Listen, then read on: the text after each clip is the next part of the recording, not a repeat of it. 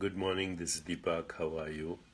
I'm still in Seattle. I'm finishing up though. Last night I had a wonderful evening. There were over 1,200 people at my book signing, organized by East West Books and the Center for Spiritual Living in Seattle.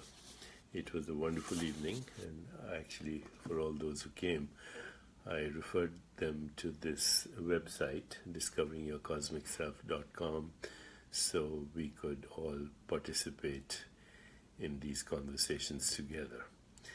So, once again, these conversations are happening on discoveringyourcosmicself.com.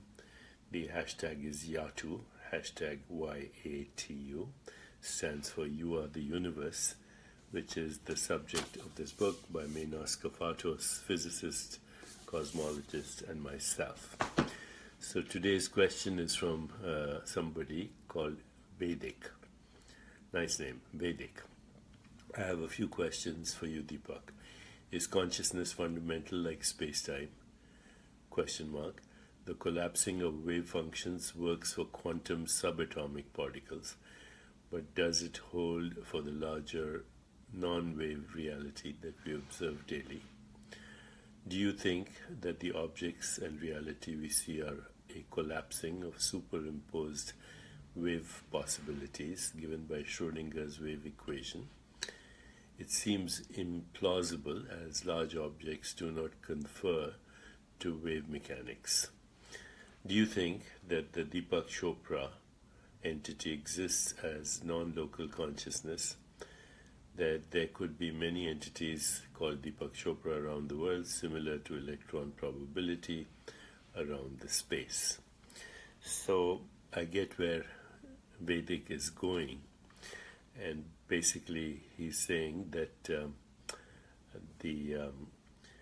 the collapse of the wave function applies only to subatomic particles at the microscopic level, but not to classical objects like a physical body like this, or a piece of furniture, or anything that we observe through perception, ordinary perception, not perception as extended through technologies such as the Hadron Collider at CERN, which extend the range of our experiences to the level of subatomic phenomena.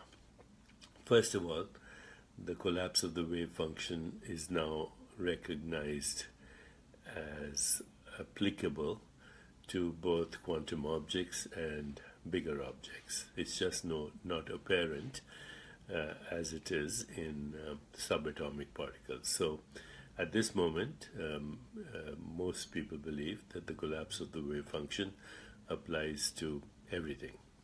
In any case, the subatomic particles ultimately become macroscopic particles. So fundamental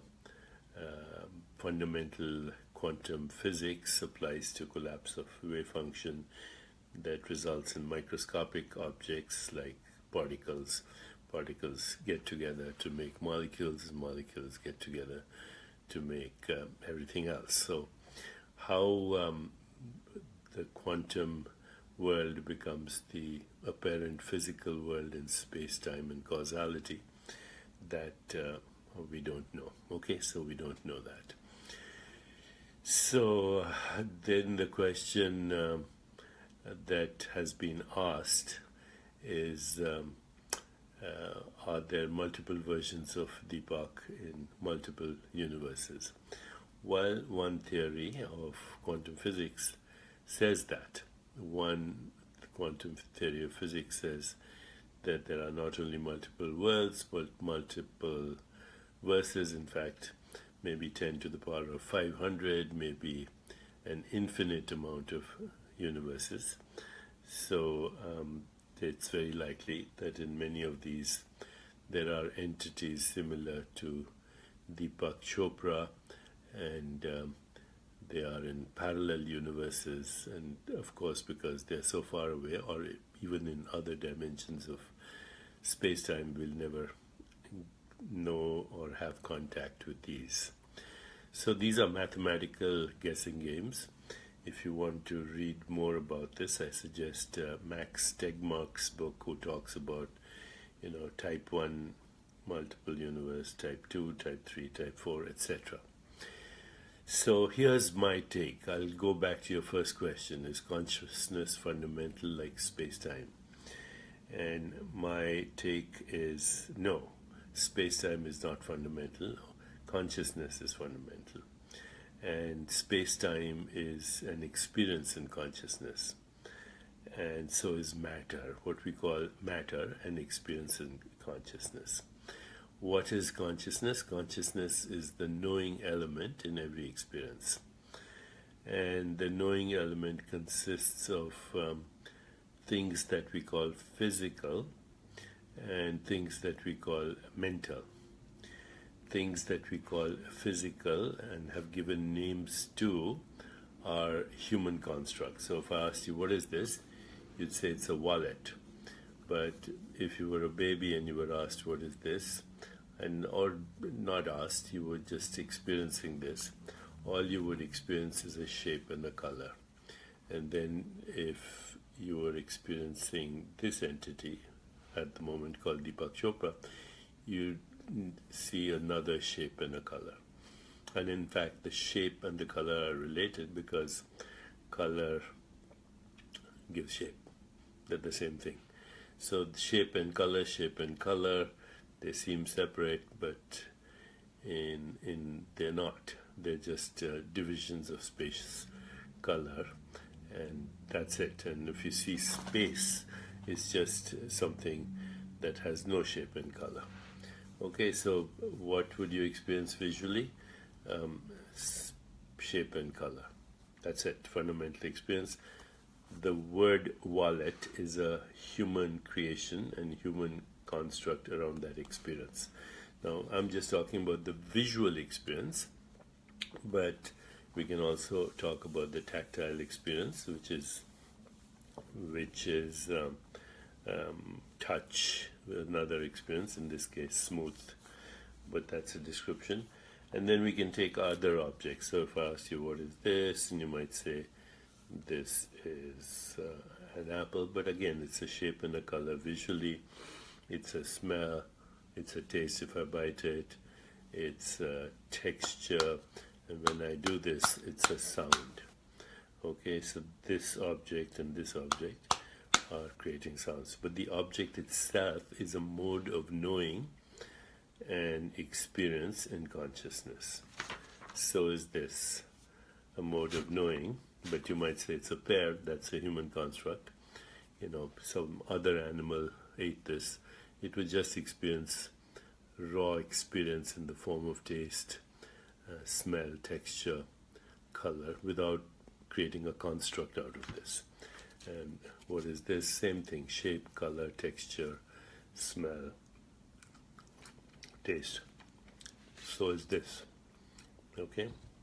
So everything that we call the objective world of physicality is a mode of sensation, a mode of sensory experience that we conceptualize as something separate from us because we think our body belongs to us.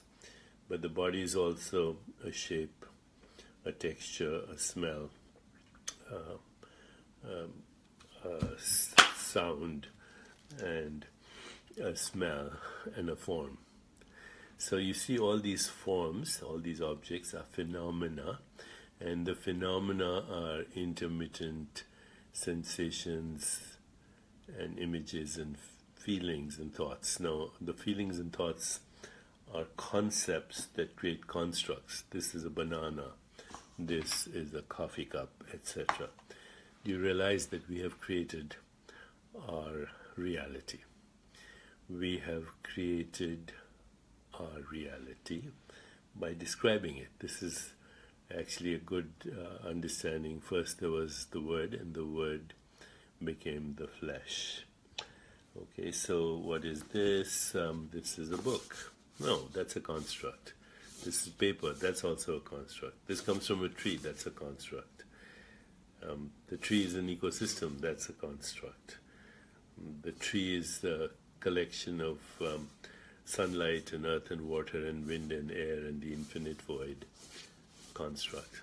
All this is an experience in consciousness, and the experience is in the form of colors and shapes and sounds and textures. We have to use words to say that, but it is experience and the knowing of experience. If there's a reality independent of experience, then we will never know it. Okay, if there's, I'll repeat that, if there is a reality that is independent of experience, it is unknowable, period. So what is experience? Experience is just the excitation of consciousness, of awareness, excitation, vibration, in the form of what we call sensory experience. That's it. Mindy says, this is a fabulous read, get it now. Thanks, Mindy. Okay, so that means the body itself is a construct. The mind itself is a construct. In the deeper reality, there is no mind, there is no body, and there is no universe. There's just you. And what is you? The you is existence, awareness, being. And it's vibrating within itself and then conceptualizing its experiences as mind, body, universe. So here's a baby and it's experiencing this shape and color, and we say, this is an apple. And you are Deepak. And if you eat it, you'll get stronger and you'll grow up. And so you eat it and you say, this belongs to you. And it could be a toy. And now you also have this idea that that toy belongs to me. And then, of course, if it's taken away from you, you get upset because it belonged to you. So you see how thoughts and sensations and images and feelings and thoughts and emotions are all nothing but modified expressions of the self. Nina Blackenberg. Yes, a wonderful book. Get it, everyone. Thank you, Nina. Okay, so now, we have become creators, right? We have created body, we have created mind, we have created apples and pears and strawberries and bananas and books.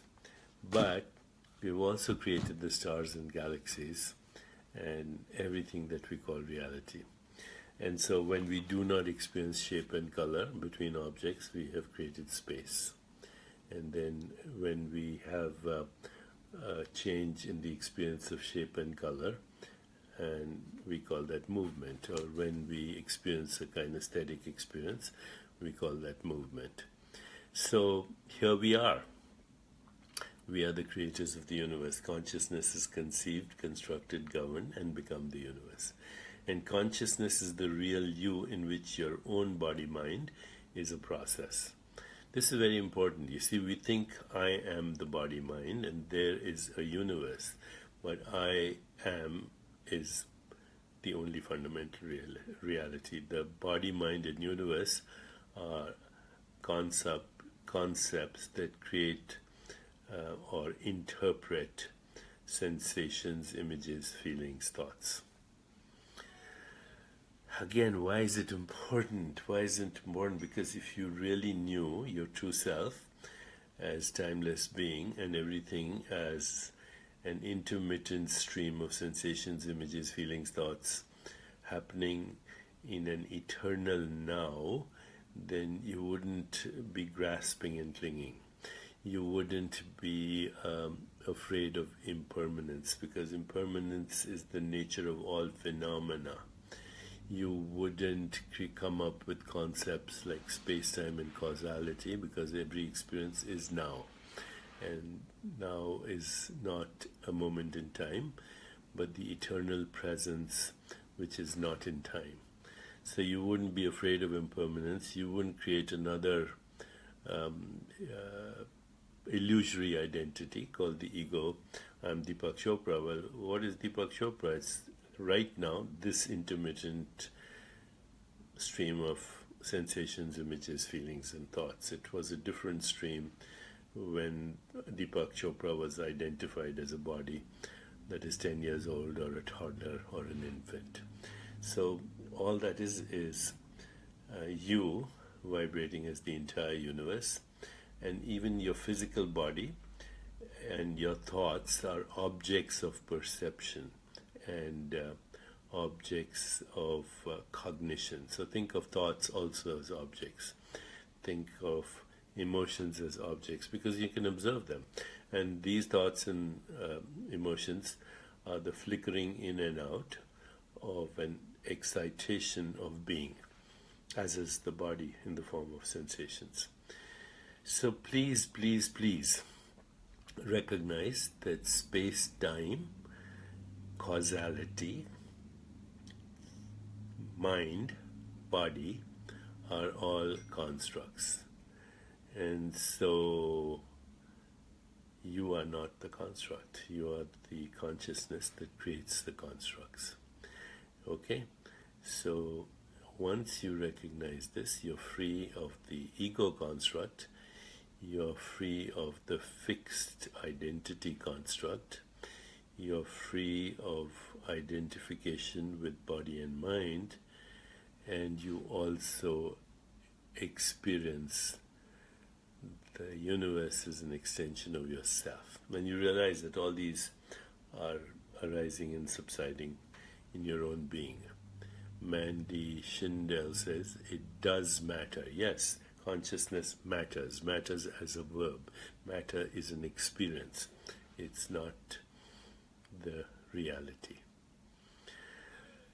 Okay, so what is then the real goal at the end? The goal is at the end is to know ourselves. The goal in the end is Dharma, the highest knowledge, self-awareness.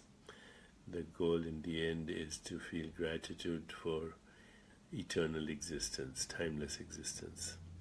The goal in the end is to consciously create.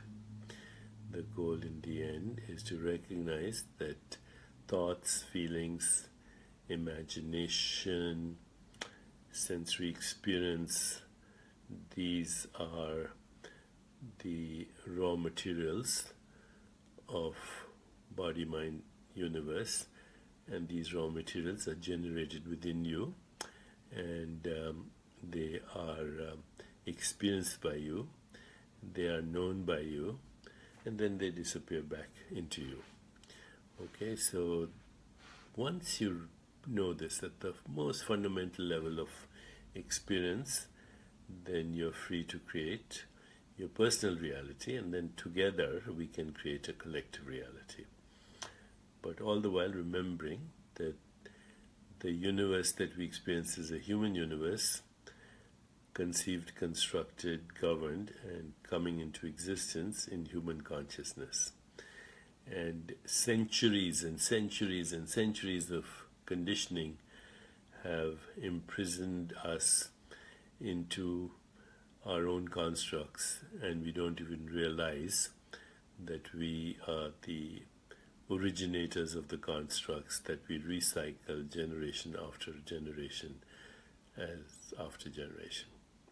Let's start breaking that cycle to create what we really want for ourselves, which is joyful, energetic body as a construct, loving, compassionate heart, reflective, alert mind, and lightness of being. And if we do that together, then we'll be able to create a more joyful, more healthy, more peaceful, more sustainable, more just world. We'll be able to, as I've said before, upgrade the illusion. Okay, answering your question, wave collapse is another construct, mathematical construct. And so science is a system of thought that also creates constructs. measures them, validates them, observes them, and creates technology out of it, all the while forgetting who's doing it, who wants to know, who is creating the technology, who's creating these systems of thought, philosophy, theology, religion, science. These are systems of thought, and therefore they're not reality. Reality is the source of thought, which is you. Okay, thank you so much. Once again, the book is You Are the Universe, Discovering Your Cosmic Self and Why It Matters. Yeah, the self matters as a verb, matters into the universe. The website again is discoveringyourcosmicself.com, #YATU. You are the universe. Take care and lots of love. So we will keep thinking about this and drinking in this knowledge and sharing it with each other. Yes? Adi Phillips born, Sat Chit Anand Tattvamasi. That's right. Sat Truth, Chit Awareness, Anand Joy. Tattvamasi. You are that, I am that, all this is that. Aham Brahmasmi. I am the universe.